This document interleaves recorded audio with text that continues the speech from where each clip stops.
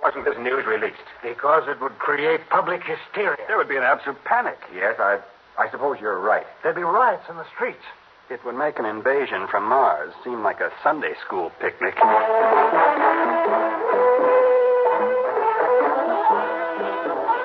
Theater 5 presents The New Order.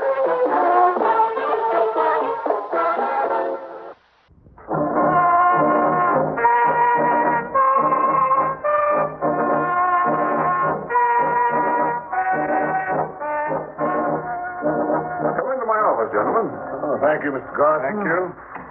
I'm John Clements, and this is my assistant, Sam Winston. How do you do? As you know, we're from the National Board. And what can we at Robots Unlimited do for you? Well, of course, you're aware that there's a new investigation of robotry. There's always a new investigation of robots and Robots Unlimited, gentlemen. I just hope I haven't accidentally broken the rules of the charter. No, nothing like that. In fact, we wish all government departments were run as efficiently as this one. Well, thank you. Actually, we're here, Mr. Garson, because people are... Well, they're getting very worried about robotry. Worried? It goes even deeper than that. They're afraid of the newest robots. But there's no reason to fear robots. I doubt we can convince people of that. At one time, a robot was a mechanical man with flashing lights for eyes, antennae for ears, and, well, he was obviously a robot. But now you can't tell a mechanical man from a human, except through dissection. No, there is another way, gentlemen. A robot is different from a human being because it does not know how to hate. And most important, it cannot bring harm to any human. Now, this is an integral part of the robot makeup. In fact, it's the first law of robotics. And that's precisely why we're here, Mr. Now, excuse me. Yes, Garson here. Mr. Garson, Adam C. is ready for testing. Have Adam C. wait, please. Yes. Gentlemen, would you like to see an interesting test? What kind of test? Well, Adam C. is an R4 robot. I thought all R4s were supposed to be destroyed. Yes, that is, the charter states that when a robot type becomes obsolete, it should be destroyed. Why hasn't that been done? Well, the charter also gives a time limit for possible modification. So I've been working on the R4s. You see, there are two basic differences between the R4s and the R5s.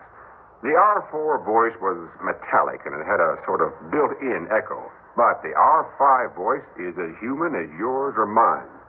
The other difference is, well, I'll call it the nervous system, connecting the brain to the voice box.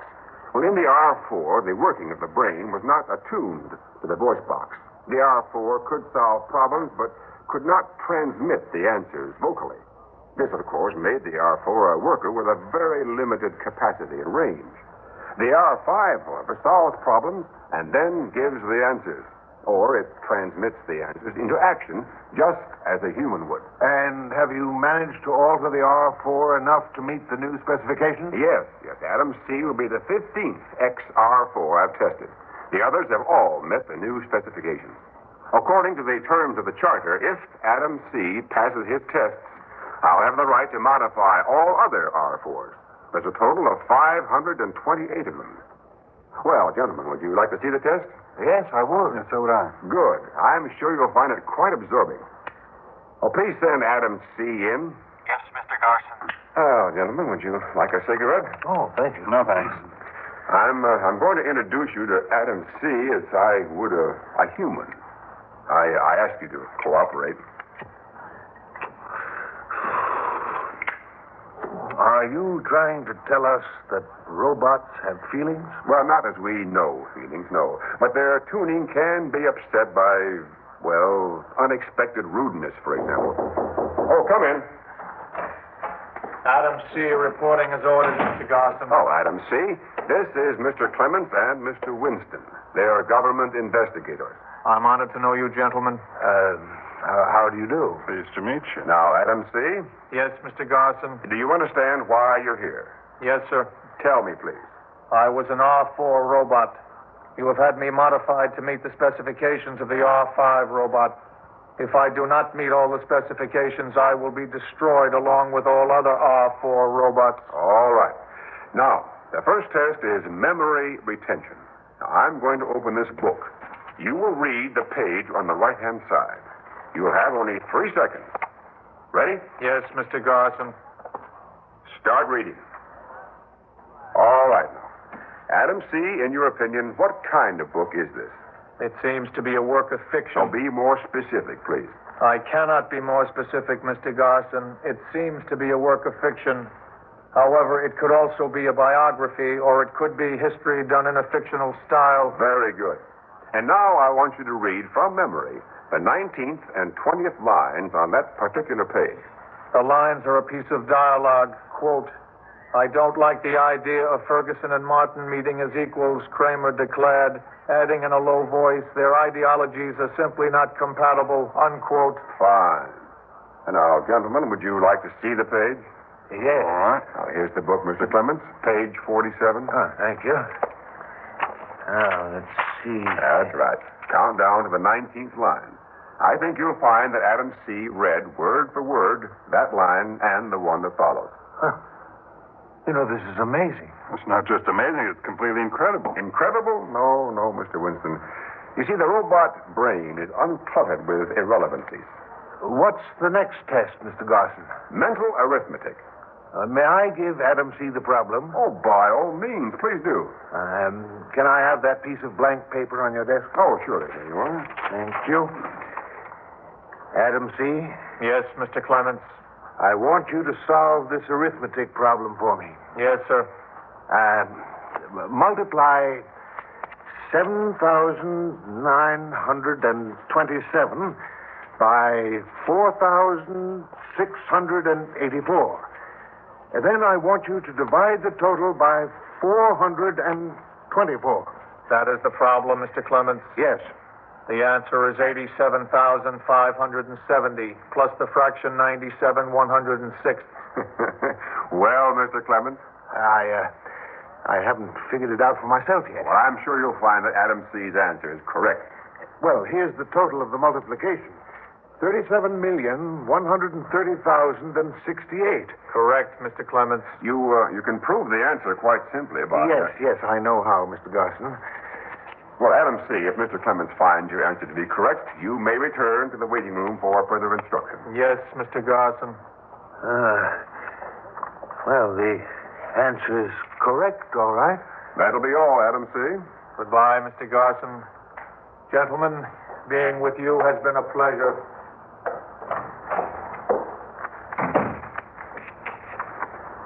Well, I'll be darned. Makes one feel rather inferior, doesn't it? Mr. Garson, before this test, we were speaking about the first law of robotics. Oh, yes, so we were. Well, I think we're all aware of the fact that without this safeguard of the first law, Robots Unlimited would never have been granted a charter. In fact, the manufacture of human-type robots would not have been permitted. That's true. However, there is one man who can alter this first law. Professor Albert Dean, inventor of the human-type robot. And Professor Dean has been missing for the past 5 days. Missing? He disappeared from his home 5 days ago. Why wasn't this news released? Because the newspapers would pull out all the stops. There'd be panic. For the same reason, we didn't release another fact. That Professor Dean had been experimenting with a new robot. One to which the first law of robotics does not apply. You can imagine what the newspapers would do with that. Yes. This new robot type, did you know that Professor Dean was working on it? Well, yes, I did. Well, at least there was a rumor to that effect. And did you approve? Well, it makes small difference how I felt, Mr. Clemens. The matter was out of my hands. Professor Dean wasn't and isn't under my supervision. Yes, well, that's true enough. He was our responsibility. Mr. Garson, you were selected as general manager of Robots Unlimited because of your excellent record in government service. Your background of loyalty is impeccable. Thank you, but what is it you're trying to say, Mr. Clemens? We're expecting that you cooperate with us in this matter. Well, of course. Just tell me what it is that you want me to do. Well, at the moment, Winston and I would like the run of this building and the grounds. Very well. Feel free to go anywhere. Then later on today, we'll probably have another talk with you. Anytime at all. Good. I don't think I have to tell you how important it is that we find Professor Dean as soon as possible. Now, that's rather obvious, Mr. Clemens. The professor's knowledge of robotics can be a very dangerous thing if, for instance, he were kidnapped by a foreign power. Exactly. Well, thank you for everything. Gentlemen, if there's anything else that you need, just let me know. We will, and thanks again. Thank you.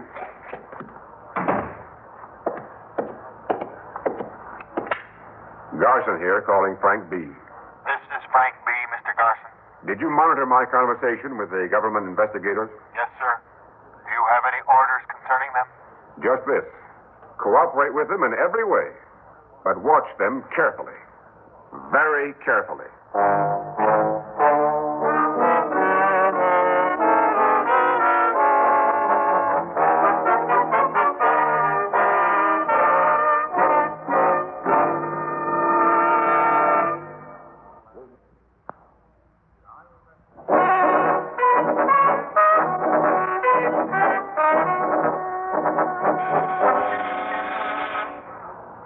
Yes, Garson here. Frank B. reporting, Mr. Garson. Investigator Clements has found his way into the corridors beneath the building. He is now in the restricted area. What are your orders? Have some R5 standing by. I'll take care of this myself.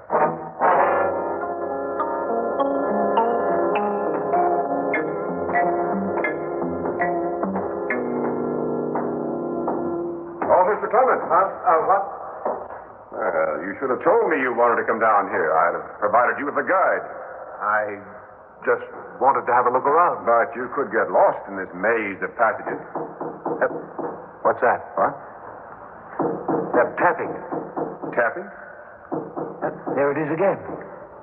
It's coming from behind this wall. Mr. Garson, there's someone behind this wall. Oh, I'm sorry you felt you had to come down here, Mr. Clemens. I insist that you... There's no need to insist. There are rooms behind this wall. How do we get to them? Simply by moving this panel. It's a cell. Who's that? Come along, Mr. Clemens. Meet Professor Dean.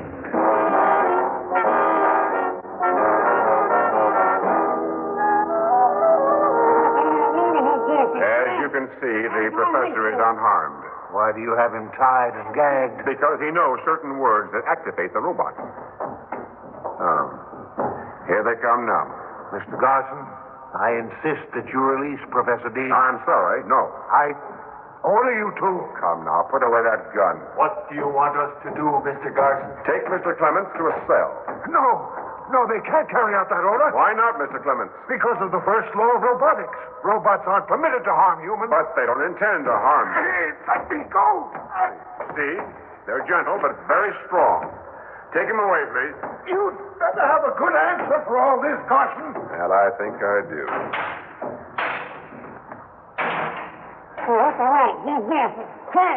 Yes, Professor Dean. Oh, believe me, we don't enjoy keeping you prisoner, and we'll set you free just as soon as you change your mind. No. Well, I'm a patient man, Professor. The emergency alarm. Mr. Garson, please come to your office.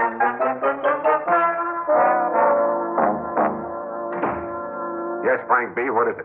We found Agent Winston in the file room. How'd he get in there? It must have happened while you were downstairs with Mr. Clements. I detailed some R5s to help you. There was a mistake in the assignments, and the file room was left unguarded for a moment. He must have slipped in. Where is he now? In the waiting room.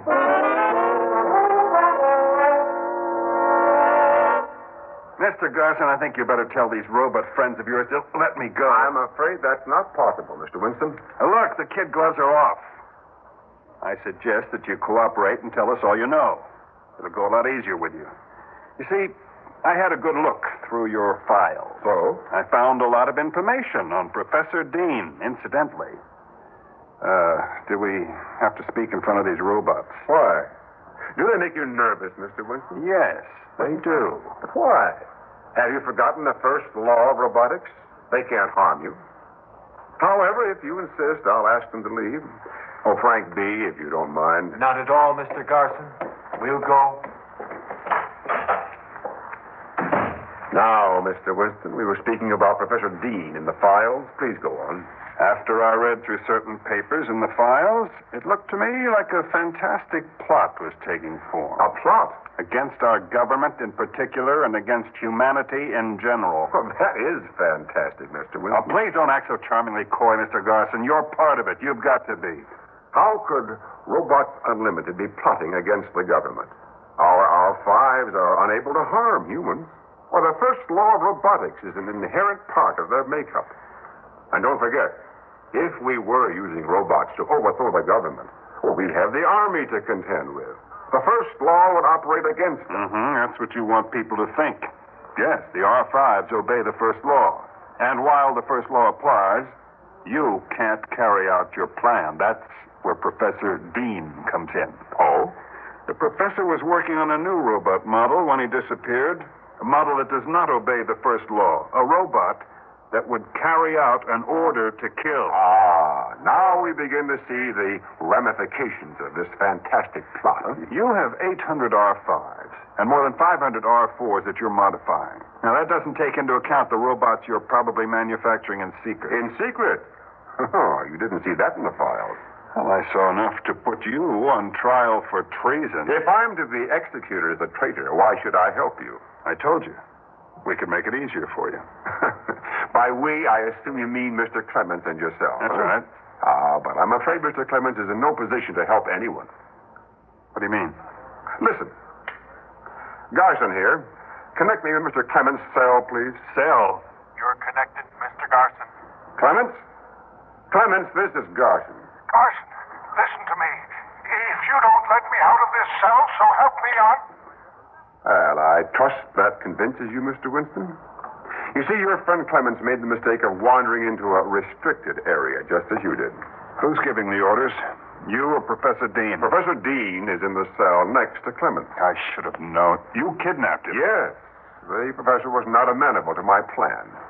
You see, Professor Dean not only made a robot that did not obey the first law, but in doing so, he found a way to nullify the first law in other robots. And has he told you how to do it? He can't have. Not if you've got him in a cell. He will. And then I'll nullify the first law in all robots. And as they're tuned to my voice, they will obey my orders. Oh, by the way, there's something that isn't in the file room. I don't have to manufacture robots in secret factories. Robots can reproduce themselves. It's very simple. Each robot will manufacture another. Double a penny 30 times, Mr. Winston, and you get over 1 million pennies. In no time at all, I'll have a huge army of indestructible machines. What's happened to you, Garson? No one in government service had a better record than you. You were the last man we thought would turn true. You don't know me very well, Mr. Winston. That's just about the biggest understatement I've ever heard.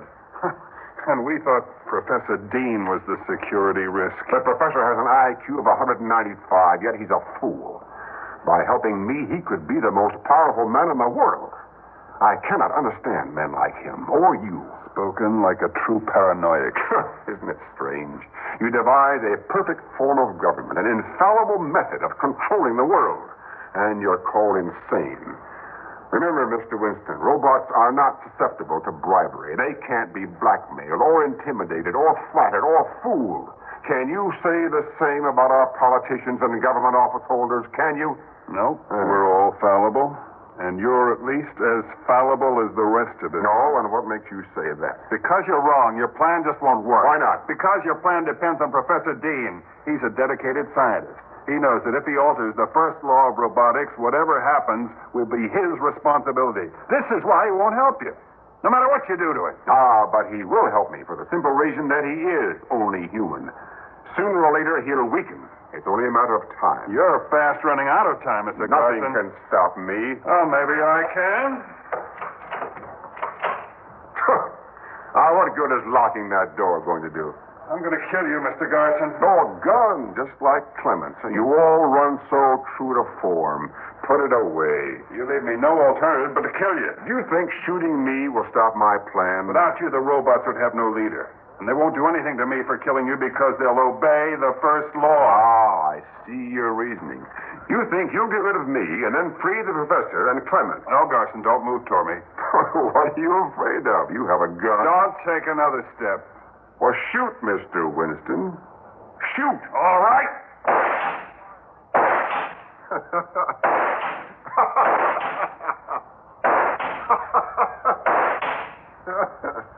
I hit you with every shot. Everyone. You must be. A robot? Yes. Yes, I am. You see, the real Garson is dead. I had my face made in his image. When you and Clements are dead, 2 robots will be made in your image. The same thing will ultimately happen to the professor. That's my real plan, Mr. Winston. Robots won't have to fight the Army or anyone else. We'll just step into your shoes, each and every one of you. But you haven't found a way to nullify the first law yet. Not yet. Until you do, a robot can't kill. It must obey the first law. All but one robot, Mr. Winston. The one Professor Dean made just before he disappeared. The robot to which the first law of robotics does not apply. You're... Yes. I am that robot, Mr. Winston.